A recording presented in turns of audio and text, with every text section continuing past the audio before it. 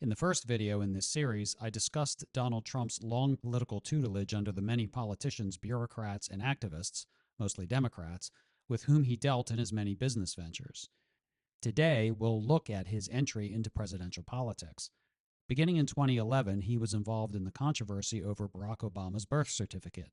This birtherism, as it was called, was started by some Hillary Clinton supporters as she was losing the nomination to Barack Obama in 2008, and it questioned whether Barack Obama was born in the United States. When Donald Trump toyed with running for president in 2012, he picked up on the birther controversy and extended its life considerably. At some point during Obama's second term, he determined that the time was right for a presidential run. He saw a Republican Party that had been strengthened generally during the Obama years, taking over the House in 2010 and the Senate in 2014, and many state legislatures in the same period, and whose voters were frustrated with their presidential candidates in 2008 and 2012, who seemed apologetic about running against Obama and content to, quote, lose nobly, as Victor Davis Hanson has put it. He also saw how Barack Obama enjoyed celebrity that went beyond that of previous presidents. He appeared on late-night comedy and talk shows, used social media to be one of the cool kids, and had rallies with girls shrieking with delight at his every utterance, like a teen pop star. Trump also undoubtedly saw how Republicans had been the constant objects of personal attacks, being defamed as racist, sexist, and homophobic hate-mongers and derided as unintelligent bumpkins by Democrat politicians, media figures, and race hustlers since the 1960s. This greatly intensified when Obama ran for president and has continued to this day. The attacks came early and often from a variety of sources, from the unhinged to the staid Washington insiders. Here's an early example. Barack Obama and his supporters were ridiculed during the 2008 campaign for creating an image of him as a messianic figure who would solve all problems and heal all wounds, take all of the sins of the nation on his shoulders. Here is Hillary Clinton during the primary season mocking this phenomenon. Let's just get everybody together. Let's get unified. The sky will open. The light will come down. Celestial choirs will be singing. And everyone will know we should do the right thing and the world will be perfect. During the general election, the McCain campaign produced this ad, which also derided this phenomenon. It shall be known that in 2008 the world will be blessed.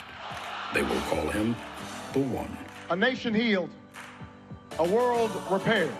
We are the ones we've been waiting for. And he has anointed himself, ready to carry the burden of the One. To quote Barack, I have become a symbol of America, returning to our best traditions. He can do no wrong. Do you have any doubts? Never. Can you see the light? A light will shine down from somewhere. It will light upon you. You will experience an epiphany. And you will say to yourself, I have to vote for Barack. And the world shall receive his blessings. This was the moment when the rise of the oceans began to slow and our planet began to heal. Behold his mighty hand.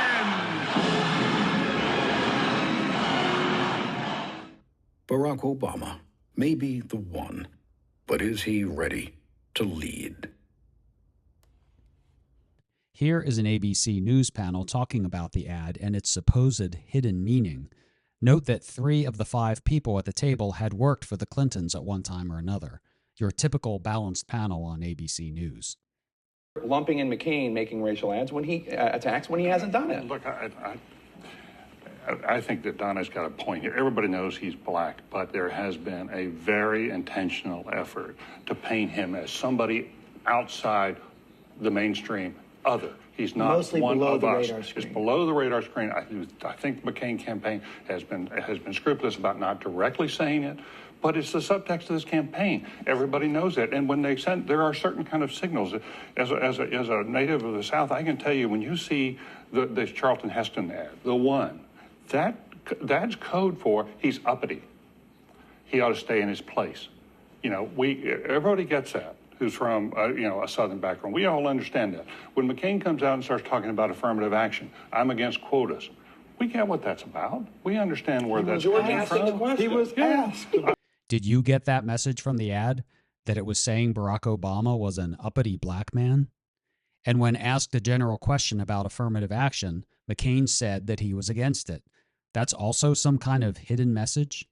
I could have used dozens of examples of Democrat politicians and media suggesting that opposition to Barack Obama was motivated by racism. Vicious personal attacks in politics are nothing new. Given all of this, at some point Donald Trump may have thought, I'm already a celebrity, an entertainment star, a news media star, a social media star. I can self-aggrandize. I can launch personal attacks. I can name call.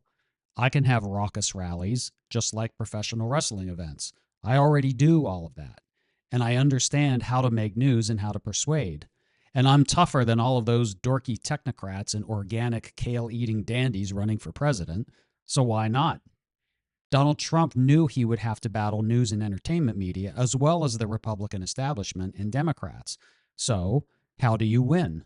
How does your campaign not become a joke? A difficult problem, but he knew his opposition well. He saw how the Democrats and media, drunk on the arrival of the progressive messiah, had descended deeply into a strict authoritarian censorious orthodoxy of speech and thought, once called political correctness, now broadened to wokeness. He realized that to break through into mainstream media coverage, he needed to be his most outrageous self. His first breakthrough was in June 2015, when he first announced his campaign. They're bringing drugs, they're bringing crime, they're rapists, and some, I assume, are good people. Those remarks were in the news for a couple of weeks, and almost immediately the remarks were taken out of context and misquoted by politicians and media. No one hearing the full quote thought he meant all Mexicans, but that became the story. I don't think he did it deliberately, but he learned from it. Throughout the primary and general elections, Trump delivered brutal personal attacks on a regular basis to his opponents, many of them absurd, such as Ted Cruz's father having a role in killing JFK. Soon, Trump's speeches and rallies became outrage porn, broadcast live on CNN and MSNBC. And if the likes of John McCain and Mitt Romney had been called racist, sexist, xenophobic, and homophobic, what incentive did Trump have to moderate his comments? Better to let it fly and get some free campaign coverage. Many who became his supporters realized at some point that Trump generally spoke carelessly and said a lot of things for effect. And so, with a little help from bad polling and an uninspiring Democrat candidate, Trump won the presidency in 2016. After he lost the election in 2020, he did what he saw Democrats do in 2000, 2004, and 2016. He disputed the result, but with the volume turned up to 11. You may think his harshest critics hate him for what he says about his opponents and immigrants, and his seeming admiration for authoritarians, his performance as president, and his policies. They do hate him for all of that, but the establishment politicians, media figures, and activists who live in the brutal world of national politics hate him for other reasons also. We'll talk about that in part 3 of this series. If you find value in these videos, please like and subscribe. Thanks for watching.